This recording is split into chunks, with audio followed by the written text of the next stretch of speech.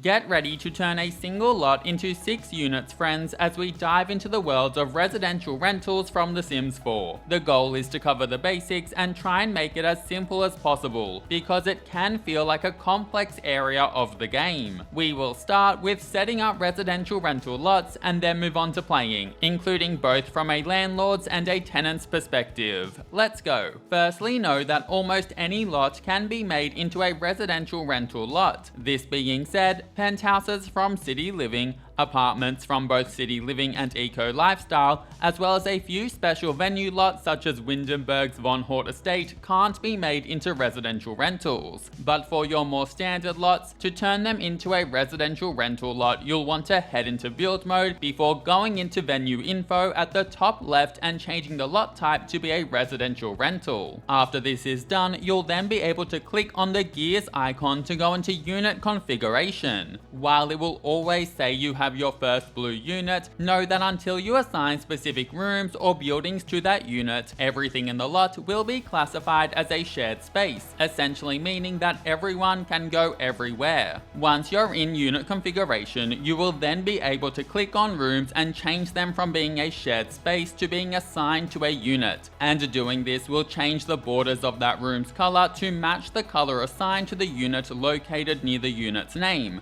and you can change a unit's name and border color if you want to. Also, if the borders are annoying you, then know that the button to the right of the bulldoze tool can be used to toggle them on and off. As you assign spaces to a unit, you'll notice the unit info will update, including both the unit's value and the unit's dimensions, which is shown by how many tiles your unit is. While a unit's value and size updates automatically, you'll need to manually update how many bedrooms and bathrooms a unit is. Also, while not required, if you want your tenants to be happy, then it's generally recommended that each unit has a bed, a toilet, a shower, a fridge, and an oven, as well as some activity-based objects and decorations. Now, of course, you're going to want more than one unit in a building, because otherwise, what's the point? Similarly to how you assigned rooms to the first unit, if you click on a room, you can then choose the Create Unit option to turn it into a second unit, and assign more rooms to that second unit. Once you have 2 units, then you can choose the Create Unit option on another room to make a third unit, before assigning more rooms to it if you wish, and so forth. You can have up to 6 units on one lot. While this can be increased with cheats, know that you'll still be restricted to a maximum of 99 units per save file. Also know that having lots of units or even very large units on a lot can cause quite a bit of lag. If you're building a unit from scratch, then I recommend just building the unit as a normal residential building first, and then assigning the rooms to various units at the end. Now, under the unit info, you'll also see 3 buttons. The first lets you hide and show units, which can help when furnishing units just to keep things a bit more organized. The second button assigns all rooms to one unit, and personally I don't recommend doing this. It makes everything on the lot part of that unit, deleting others in the process and also removing all shared spaces. It kind of just defeats the purpose of having a residential rental lot in the first place. Then the third button is to delete that unit, which removes the rooms assigned to it and returns them back to a shared space. And if you want to get rid of a unit or even all of your units, then I suggest using this option to do so, rather than the button that assigns everything to one unit. Know though that you can't undo deleting a unit, so make sure you want to delete it before you actually do.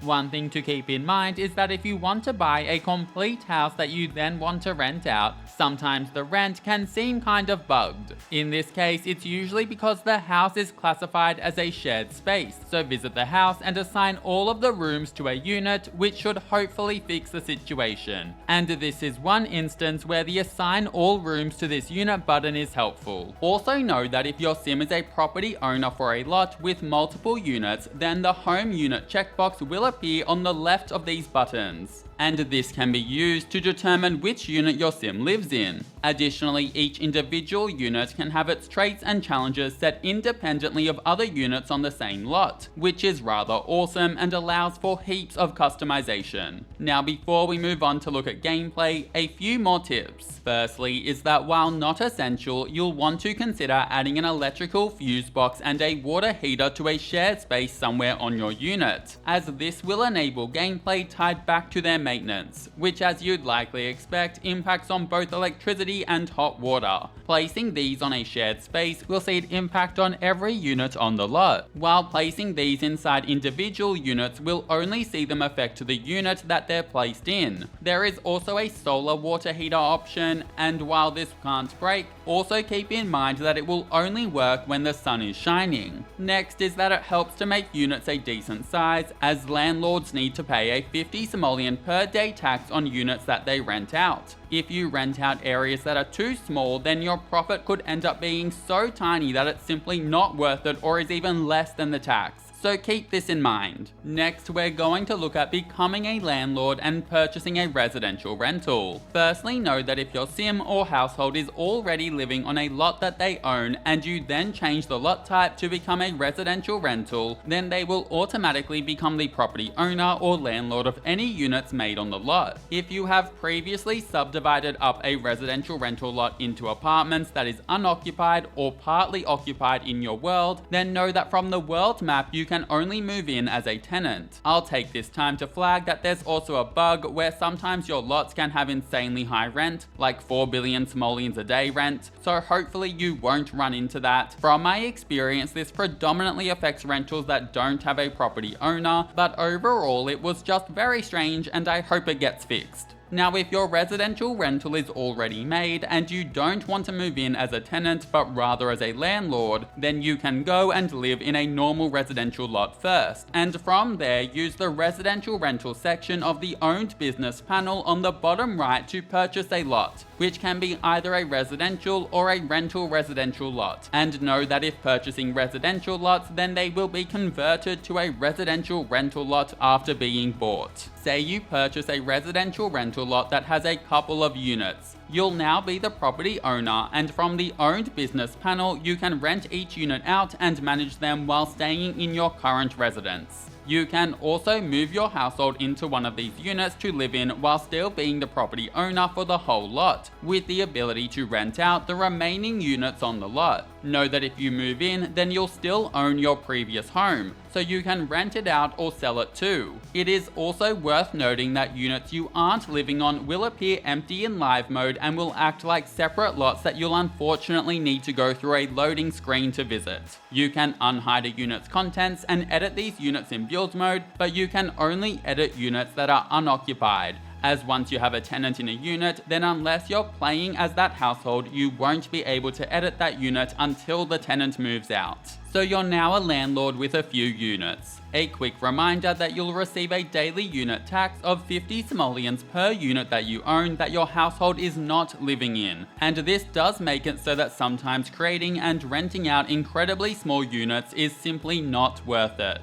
You can see your total daily unit tax in the owned business panel, as well as your total daily rental return. And it's also here that as a landlord, you'll be able to sell units or properties and fill vacancies for your units. When it comes to selling units or residential rental lots, from my experience you have to sell the entire lot in one go, so you can't really just own your unit and have the other ones in the complex independently owned. I also found it kind of buggy whereby if I sold my units while I had tenants in them, then generally I would be paid less than if I evicted my tenants first, which was quite strange. While I do hope that this gets fixed, for now I'd suggest only selling your residential rental lots when every unit in the building is unoccupied. Now let's take a step back. We're a property owner living in one of the 3 units on a lot that we own. To get tenants, you'll want to choose to fill a vacancy, which you can do from the residential rental section of the business panel, and which will open up an interface which has the rent per day and the lease length at the top. Rent per day is pretty self-explanatory, but know that you'll have a cap based on both how good your unit is and how much Sims are willing to pay to live there, which we'll talk about soon. The lease length is particularly important, as it's only at the end of a lease length that you'll be given a 24-hour grace period where you can move tenants out or change the price or conditions of their rental without consequences before the lease is renewed. Also know that after a tenant has moved in, then even during a grace period, you'll be unable to change the lease length in the future. Below this is your unit's rating out of 5 stars. A higher unit rating attracts higher paying tenants, and your unit's rating is based on 4 factors. Firstly, the size of your unit, which is literally how many tiles your unit is. Secondly, your unit's amenities, which is determined by the objects within the space, such as beds, toilets, showers, appliances, and activity objects. As you'd expect, having more and better amenities will improve this. Then there's environment, which is determined by the objects on the lot that provide an environment rating boost, which is usually decorative things. And finally, maintenance. And this category is a little bit different, as it's based on live mode events that happen at the unit, hosting gold medal social events, resolving emergency and maintenance events, and having good interactions with your tenants will all help to improve this.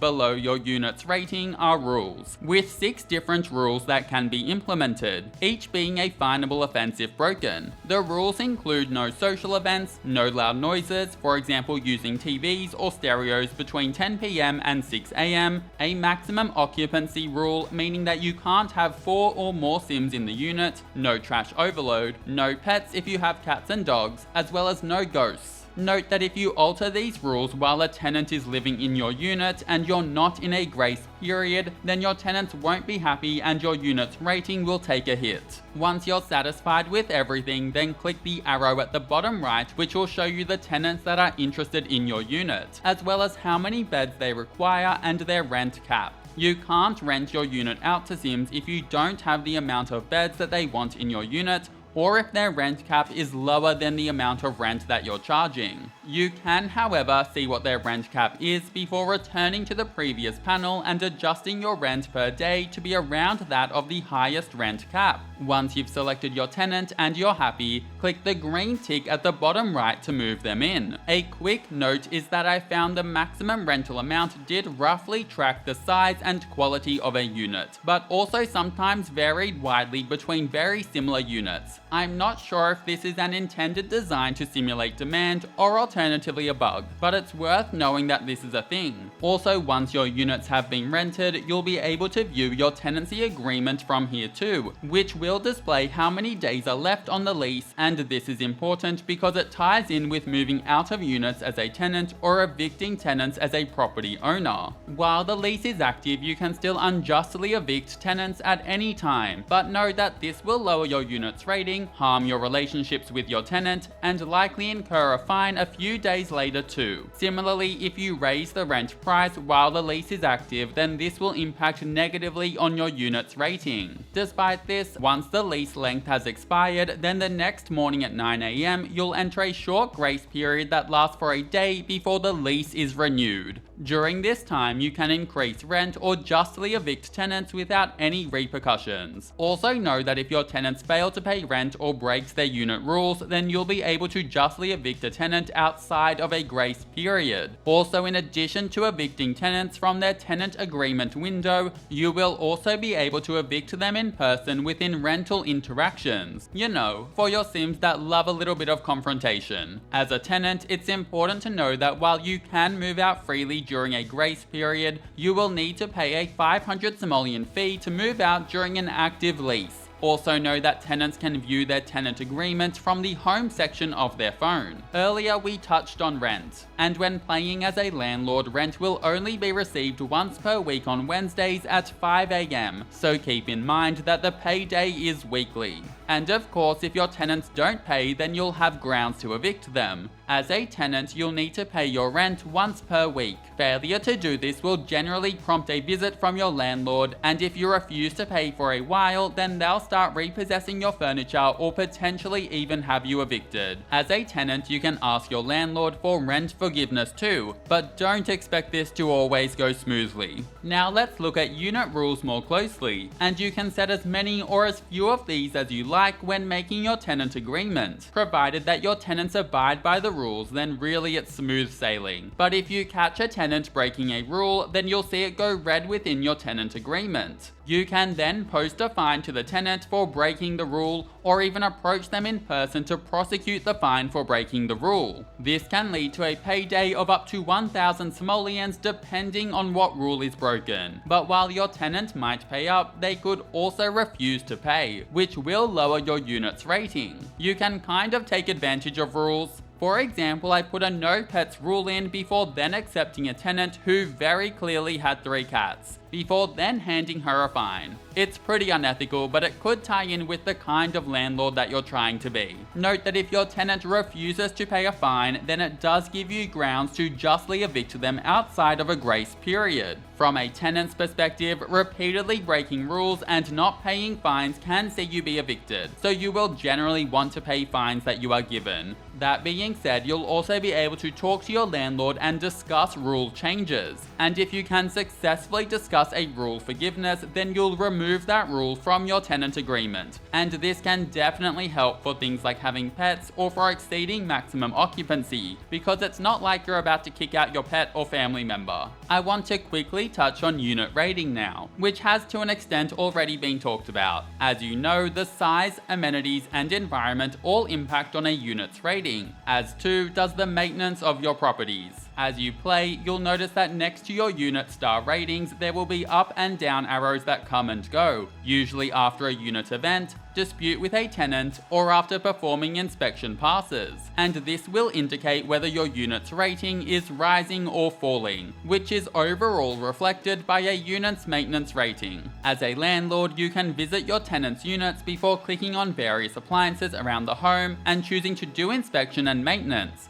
and this will often help to improve your unit's rating. Then if you're a tenant and an appliance or object breaks in your apartment, you can call over your landlord and ask them to inspect the broken object, and they should then go and repair it for you. We also need to talk about unit events. Some of these are rather cute community events, like charity drives or pet adoption visits, and engaging with these events can be a little bit of fun. And in particular, if you're a landlord, then engaging with them will help to increase your unit's rating. There are also less favourable events, such as tenants starting a revolt if they're unhappy. You can try and fix these revolts amicably with a sim, but there's still a chance that this could fail and your unit rating will decrease. Also, I felt like revolts would be tied to units that aren't well equipped, but from my experience playing, they sometimes just felt like they happened randomly from time to time regardless. There are also a lot of potential maintenance events whereby things will just go wrong, and these can actually be quite fun. For example, a unit can become cursed. As a landlord, if this happens to your own unit, then you'll have to deal with it yourself. In the case of your unit becoming cursed, by finding the book and either destroying it or mailing it away. If this happens to one of your tenants, then you can visit them to deal with it personally, or you can alternatively use the home section of your phone to hire a contractor, paying the contractor to take care of the problem for you. Either way, dealing with the problem will increase your unit's rating, while ignoring it will lower it. If you're playing as a tenant and an event occurs, for example a super gross insect infestation, then you can call and invite your landlord over, and they should start making progress towards fixing things up. Sometimes I will admit that they came, looked around, and then decided,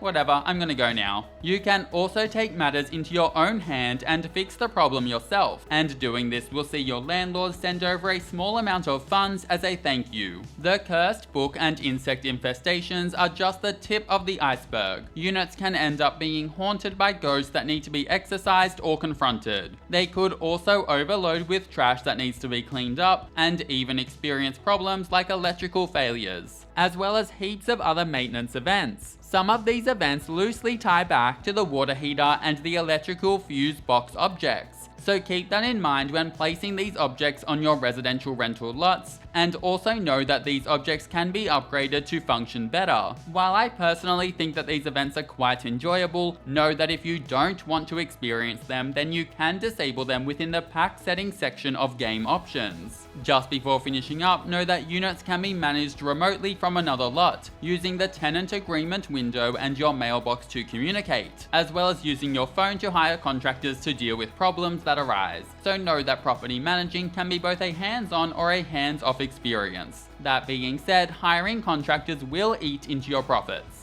And with that, we're at the end. That's a look at everything that you need to know about creating and setting up units, as well as playing in them as both a landlord and a tenant. If you enjoyed or found this helpful, then please subscribe and leave a like. I would really appreciate it, and I hope you have an amazing day. See you later.